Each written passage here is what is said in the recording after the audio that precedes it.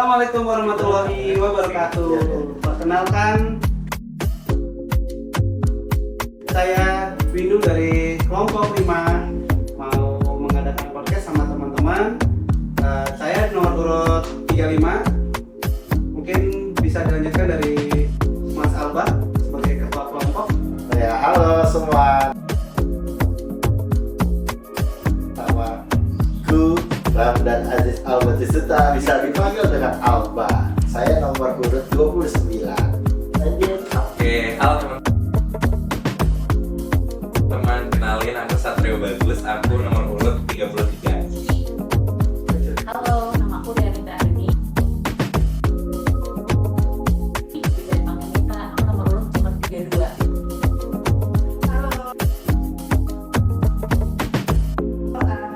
Kenalin, aku Rosmania Karim, bisa dipanggil Dinda dengan nomor urut 31. Halo, aku Sabrina Retno, aku nomor urut 34. Aku Rosa Delina, biasa dipanggil Ocha, nomor urut 30. Oke, terima kasih teman-teman atas perkenalannya. Sekarang kita mau lanjut aja nih, biar cepat kita langsung masuk ke tema podcast kita, yaitu wawasan kebangsaan masa kini. Tema ini sangat bagus ya, terutama untuk kelompok kami itu mau membahas khusus terkait sama kesenjangan sosial yang terjadi di Papua. Untuk pertama nih, saya mau nanya ke Mas Alba nih. Ya, Gimana Mas Alba, pendapat Mas Alba nih ya, kalau mendengar kata Papua, apa sih yang terbersit di kepala Mas Alba? ya menurut saya kalau kita bicara soal Papua, yang terlintas di pikiran saya itu yang pertama sih keterbelakangan lah ya, maksudnya kita kita paham lah, maksudnya semua pembangunan itu lebih seringnya itu dilakukan di Jawa gitu. Nah, terus yang menariknya itu nih Mas Windu, saya mau sharing. Jadi sampai hari ini tuh di Papua itu kondisinya sangat memprihatinkan sih. Nah, terutama di sana itu tiap hari itu mereka berkonflik gitu antar suku gitu ya, sampai setiap hari itu mereka tembak-tembakan, bukan tembakan air tapi tembakan api gitu. Sampai ada korban jiwa setiap harinya tuh pasti ada aja gitu. Jadi makanya ini yang menurut saya sih harusnya udah nggak terjadi lagi ya di Indonesia ya gitu, karena kan ya siapa sih yang masih mau hidup dengan kondisi yang seperti itu ya kan. Terus yang relate banget itu, jadi saya punya teman Mas, dia kerja di Papua ya kan, sebagai pilot ya kan, yang terbangin pesawat. Jadi dia itu kerjanya berangkat dari bandara satu ke bandara lainnya gitu, dan ada bandara yang memang di tengah hutan gitu. Nah, jadi memang bandaranya itu memang apa adanya gitu. Landasannya juga bukan aspal kayak kita lihat di Soekarno-Hatta gitu, tapi tanah-tanah gitu ya kan. Makanya di sana juga keselamatan dia juga serem gitu. Berarti kayak bandara untuk pesawat kecil gitu ya? Iya betul gitu. Nah, jadi yang cerita menariknya itu adalah, jadi pada saat dia mau landing di bandara, salah satu bandara di sana, itu dia udah ditungguin tuh sama orang-orang yang di sana ya, yang orang lokal di sana yang memang yang punya keinginan kayak teroris lah ya gitu. Jadi dia mau landing, dia ditembakin pesawatnya, tapi alhamdulillahnya teman saya nggak kenapa-napa gitu. Cuman ya itu sih yang menjadi cerita di Papua itu yang kita selama ini nggak tahu, kita nggak lihat kayak gitu. Ternyata selama ini itu di Papua kayak gitu, bisa begitu menakutkan di sana gitu. Jadi makanya menurut saya sih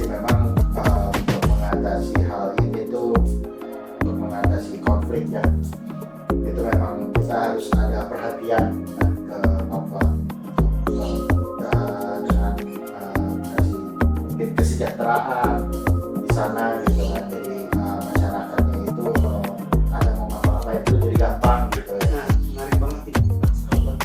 Kalau misalkan kita nih sebagai ASN, kita kan pasti diberi pemahaman terkait sama bela negara nih. Ya. Kalau Mas Aldo itu pendapatnya kalau terkait bela negara nih, kita kalau misalnya disuruh terjun langsung ke sana, disuruh bawa senjata, setuju nggak? Sebenarnya sih kalau namanya bela negara itu kan nggak harus angkat senjata ya, dan nggak harus kita melawan gitu, karena kan itu sebenarnya kan saudara kita juga yang di sana itu kan. Jadi mungkin ada beberapa cara gitu yang mungkin bisa menjadi pendekatan untuk mengatasi konflik di sana. Cuman memang selama ini juga yang udah dilakukan pasti juga banyak dari pemerintah di Papua juga maupun di pemerintah pusat gitu kan. Cuman mungkin memang masih jauh dari kata tercapai gitu, dari tujuan itu gitu sih. Jadi ya mungkin apa yang udah dilakukan sekarang sebenarnya udah udah baik lah gitu. Cuma memang mungkin masih harus konsisten lagi. Oke, lanjut ya guys. Bagus banget tadi pemikiran dari Mas Aldo. Oke, kita lanjut ke Mbak Ocha. Mbak Rosa, silakan Mbak. Oke, kalau menurut aku, kalau dia melihat daerah Papua itu sendiri itu kelihatan banget, yang paling kelihatan banget kesenjangannya pasti adalah ekonominya. Karena apa ya, seperti yang kita tahu, ekonomi di Papua itu sangat tertinggal. Bahkan menurut riset tahun 2023 kalau nggak salah, daerah di Papua itu adalah daerah yang paling miskin di Indonesia. Padahal kalau dilihat itu kan sumber daya alamnya Papua itu sangat banyak banget ya. Ada tambang emas, ada batu kapur, ada tembaga, dan lain-lain banyak sekali yang seharusnya bisa dimanfaatkan. Tapi ya karena kurangnya SDM yang berkompeten atau mumpuni yang tidak bisa mengolah dan memanfaatkan itu semua, makanya tidak bisa dimanfaatkan untuk daerah Papua itu sendiri. Yang seperti kita tahu kayak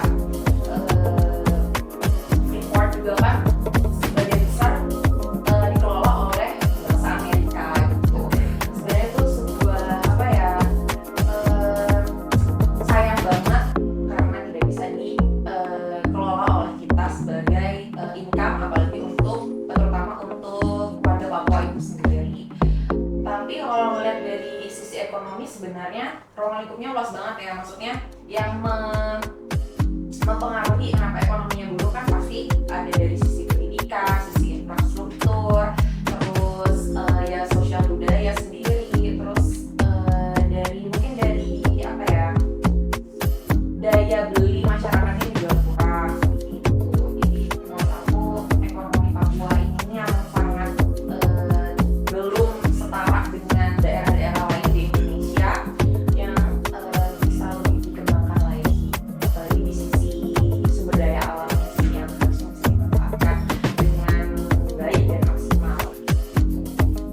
Itu sih menurut aku. Berarti kalau misalkan nih kita sebagai ASN ya, sebagai ASN itu saya kalau ngambil dari Mbak Ocha itu bagusnya itu kita bisa lebih memanfaatkan lagi sumber daya alamnya ya kan. Kalau dari teman-teman gimana terkait ekonomi di sana? Setuju sih sama yang dibilang Mbak Ocha, kan memang di sana tertinggal ya untuk masalah ekonominya. Terus juga tadi di-mention sama Mbak Ocha kayak kebanyakan sumber daya alam di sana tuh ya kelola kan asing.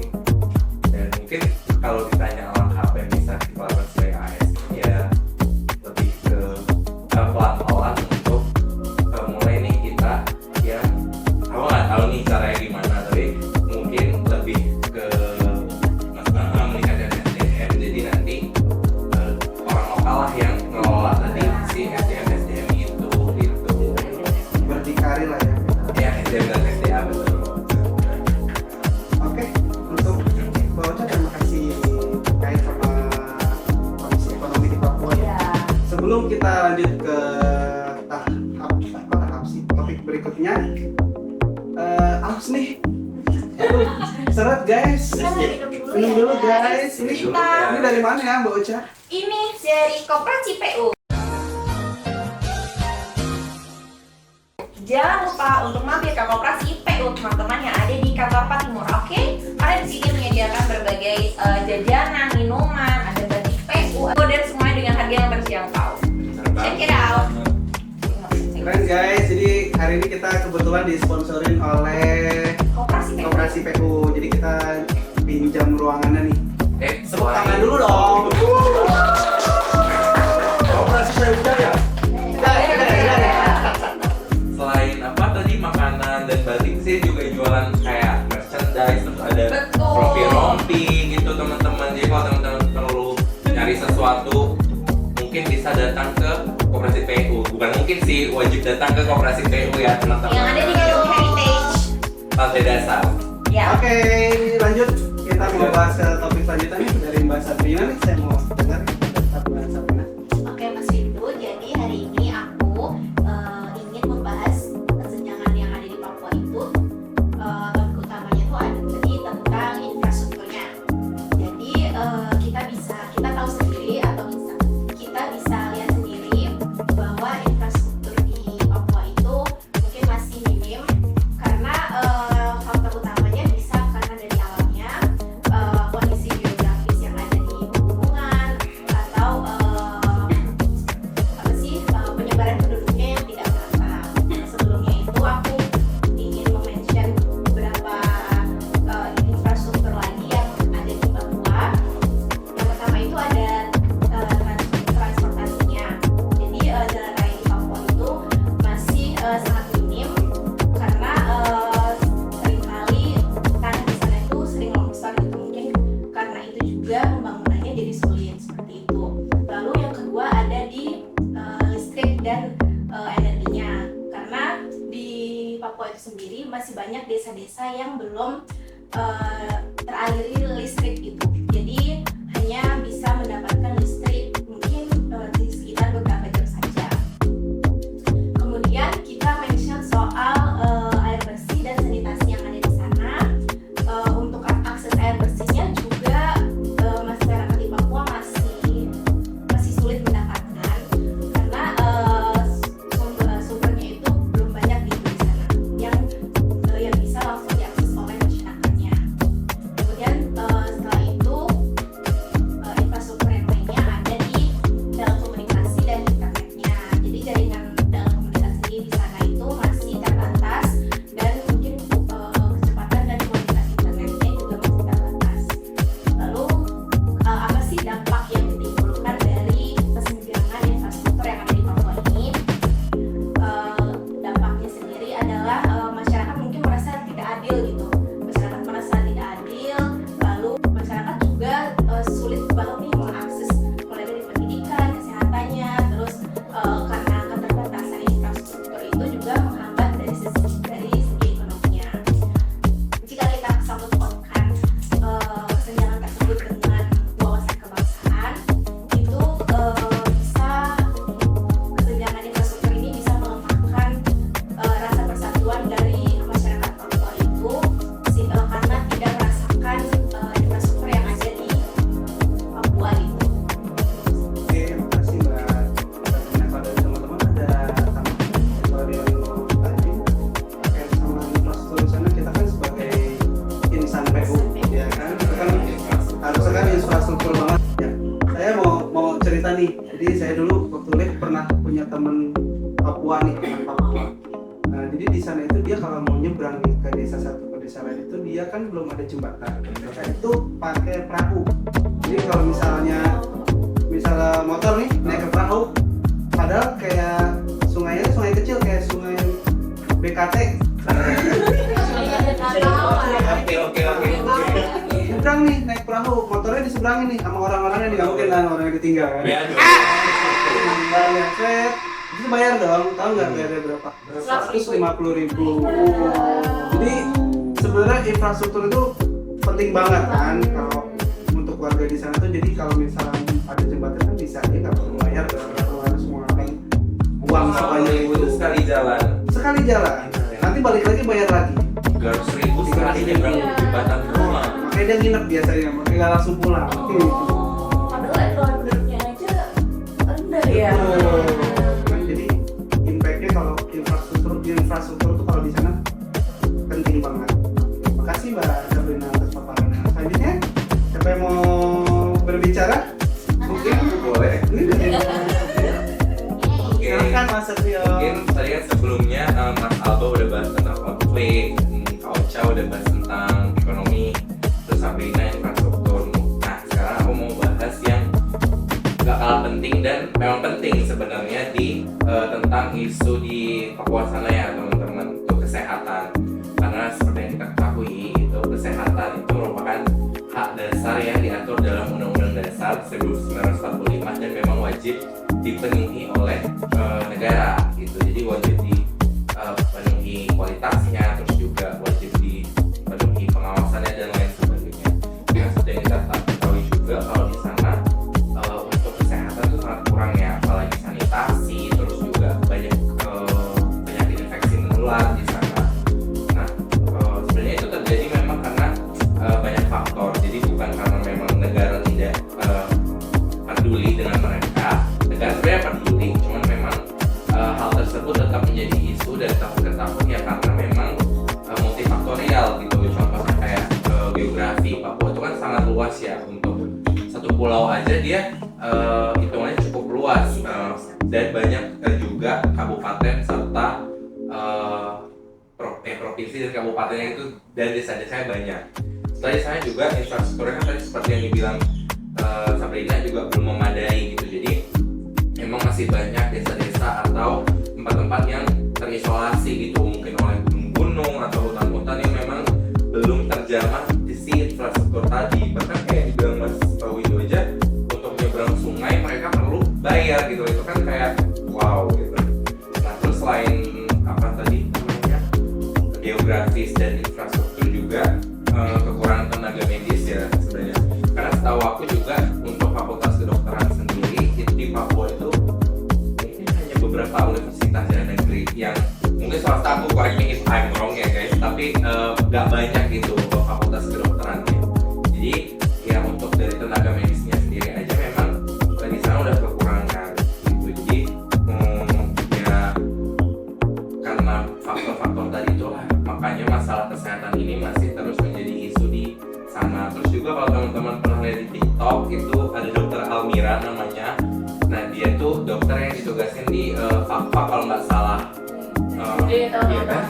Nah itu kan dia suka bahas tentang apa sih namanya penyakit menular seksual yang literally dia, karena dokter Almira tuh spesialisnya obstetrik ginekologi, obgyn. Jadi dia memang pasiennya rata-rata perempuan yang banyak nih kena infeksi menular karena memang di sana selain masalah kesehatan juga pendidikan seksualnya kurang. Nah jadi mereka tuh sering melakukan hubungan di luar nikah, bahkan dari umur yang saat kecil, mungkin kayak umur 12 tahun, 11 tahun mereka udah melakukan hubungan seksual. Jadi sering kena ya penyakit menular seksual gitu. Jadi itu juga sebenarnya concern utama bahwa di sana tuh memang banyak banget penyakit menular seksual, bahkan penyakit infeksi atau mungkin penyakit yang disebabkan oleh karena kurangnya dan joroknya sanitasi. Nah, dimana sanitasi itu juga merupakan salah satu tugas kita ya sebagai insan PU untuk memperbaikinya seperti itu. Terus juga kalau misalnya dilihat dari apa sih namanya tadi, kalau ditanya nih sebenarnya pemerintah tuh udah melakukan apa? Sebenarnya pemerintah tuh banyak yang ngelakuin kayak setahu aku Kemenkes itu setiap tahun itu mengirim penugasan khusus teman-teman namanya. Jadi itu nugasin kayak nakes, perawat bidan, dokter-dokter gigi untuk ditugasin ke daerah-daerah tertinggal ya. Contohnya salah satunya mungkin di Papua sana gitu. Jadi memang setiap tahun mereka dikirim untuk membantu mengatasi isu-isu kesehatan ini. Mungkin seperti itu Mas Windu. Oke, Mas Satrio, makasih banget jawabannya bagus sekali ya. Kesehatan juga ya, kasus penyakit seksual ini. Benar. Itu kayaknya harus dari segi pendidikan seksualnya dari kecil itu harus sudah mulai ditanamkan ya. Oke, guys, lanjut setelah dari paparan Mas Satrio tuh yang bagus banget, lanjut ke Mbak Rianita. Oke, kalau aku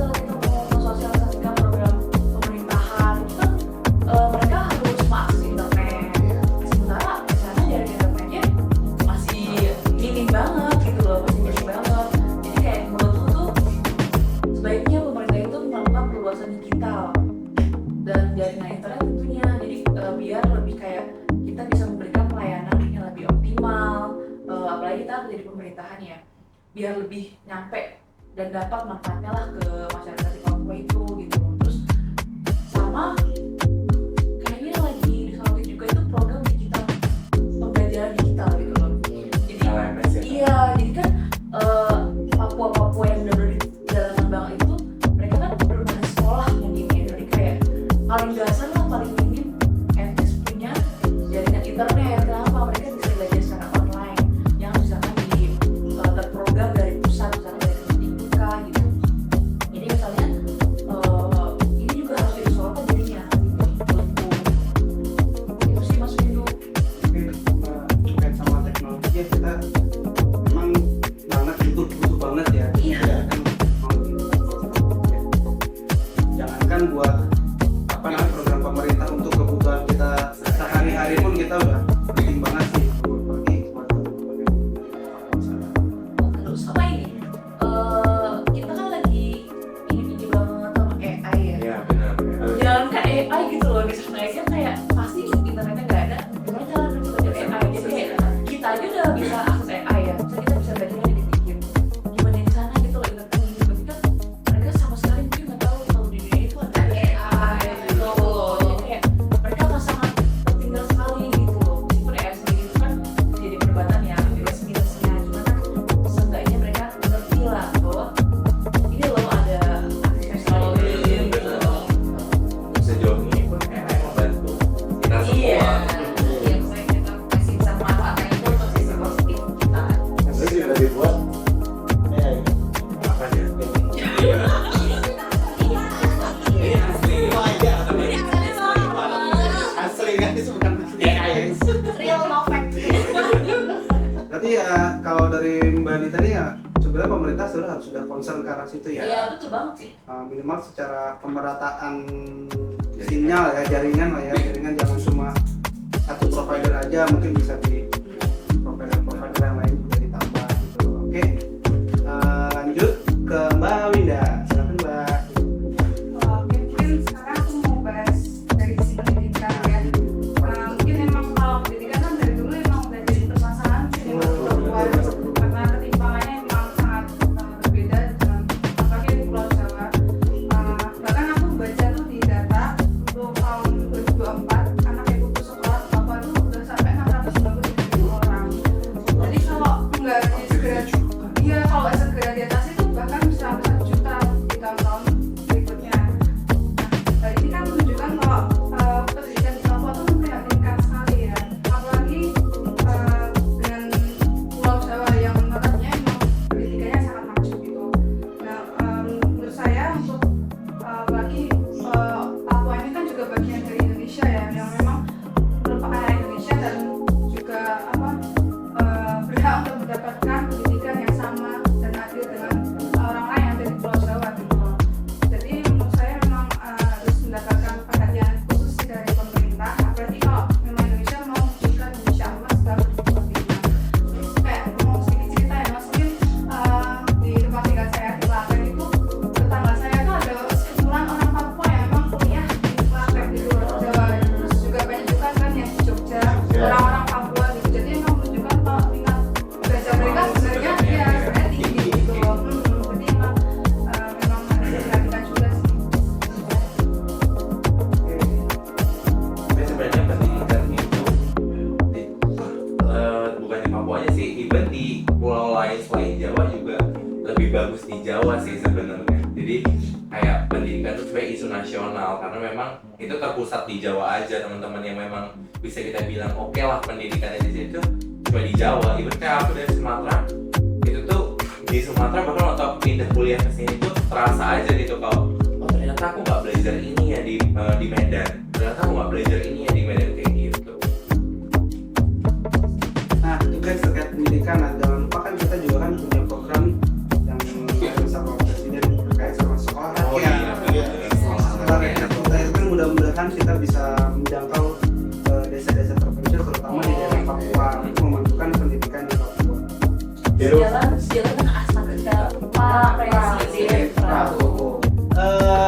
Itu aja mungkin dari kami dari kelompok A5. Saya sebagai host mungkin akan mau menyampaikan sedikit kesimpulan ya. Tadi kan udah dibahas sama teman-teman kita, ada 6 topik nih yang kita bahas. Itu tadi dari segi konflik separatis tadi apa, terus terkait sama ekonomi tadi udah disampaikan oleh Mbak Rosa, ada infrastruktur yang disampaikan sama Mbak Sabrina, lalu kesehatan oleh Mas Satrio, terus teknologi dan AI oleh Mbak Lianita, dan terakhir terkait pendidikan sama Mbak Winda. Mungkin izinkan saya untuk kasih kesimpulan sedikit aja terkait sama tema kita hari ini, yaitu terkait wawasan kebangsaan yang terjadi di masa kini, yang kita sebenarnya menyoroti di kesenjangan sosial di daerah Papua.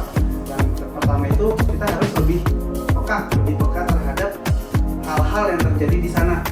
Lalu sebagai ASN ini, sebagai pemegang kebijakan, kita harus tahu nih solusi-solusinya itu apa aja sih yang harus kita lakukan buat membantu kawan-kawan kita semua di sana. Terus terkait sama bela negara itu kan kita nggak perlu angkat senjata, yang tadi teman-teman sampaikan. Bela negara itu kalau kita sebagai ASN itu, kalau memang kita dikasih tugas, nih kamu berangkat ke Papua, kamu harus kerjakan ini. Oke, kita siap, kita bantu teman-teman kita semua yang ada di sana untuk bisa mendapatkan keadilan sosial bagi seluruh rakyat di sana. Oke, mungkin itu cukup dari saya. Saya mau mengucapkan salam. Wassalamualaikum warahmatullahi wabarakatuh. Waalaikumsalam. Stay. Bentar, saya juga aku deg-degan. Diam.